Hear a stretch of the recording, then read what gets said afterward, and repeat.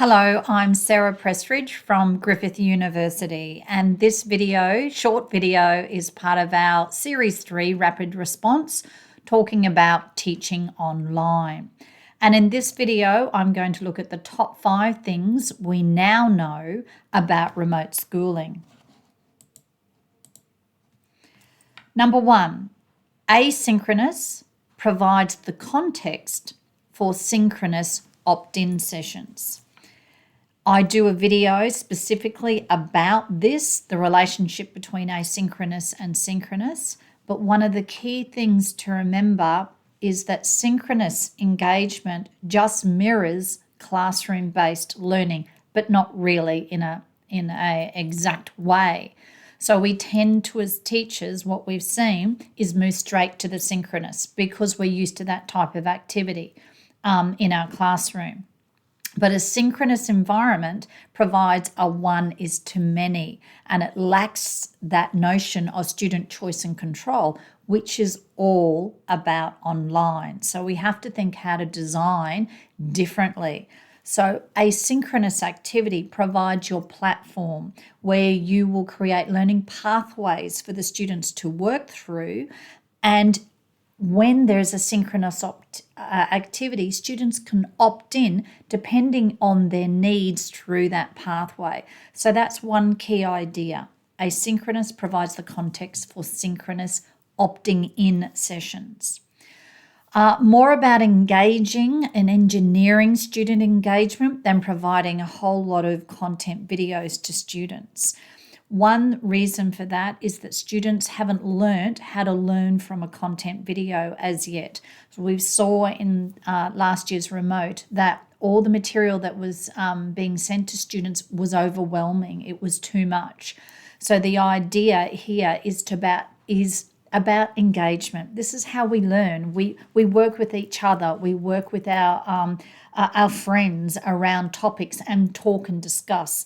So if we are doing synchronous activities and asynchronous activities, it's how do you engineer students working together is a key driver in the way that you think about designing online learning.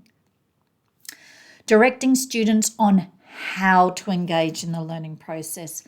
This is critical. It's new for students. They're not familiar with a Zoom meeting. It's going to be different to them. They don't know how to learn in that space.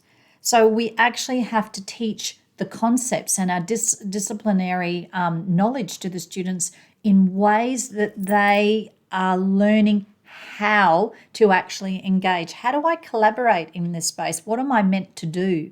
So we've got a lot of students who are unfamiliar with these spaces, even though we think that they use it in a social entertainment and mediated way, they're not used to it for learning purposes. So how do I collaborate online? What does that even look like? You know, what's the roles and protocols around learning in a Skype meeting or using a discussion forum? We actually have to support our students how to learn. Chunk everything, smaller, bite size, really important bits of content that you're asking the students to work through. We can't have a whole lot of material. Less is more rule works online. And key to everything is maintaining and building relationships. It's so critical because that's the nature of our craft, how we work with our students and getting our students to work with each other. There's some of the key ideas. Now, just quickly, some myths. 1 hour online is not going to be the same. You can't do or make it look like 1 hour in the classroom. It's a completely different context. So what you could do online in your classroom, you're not going to be able to achieve online. Rigor of the classroom discussion is not going to be easily achieved straight away in a synchronous or an online discussion forum because students, as I said, aren't familiar with those tools to learn with. So a classroom discussion might not have that same rigorous engagement that you are familiar with when you're able to physically do it in the classroom. It looks different and it is different, and you have to build capacity to enable that. Students don't need the physical routine of a school. That's a myth. They do. Not necessarily that they have to physically get up and walk away from the computer and come and sit back down again, but the notion of how they learn, we have conformed them through our educational system to think that, okay, I had to physically get up. The physicality of not being part of a sequence of learning activities during the day does have effect on the students.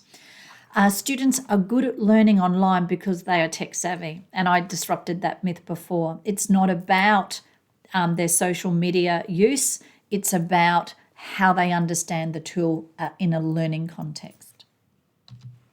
So for more of these videos, please visit our YouTube channel, our Griffith YouTube channel, using that QR code, or please send me an email if you'd like further discussion on these topics. Thank you.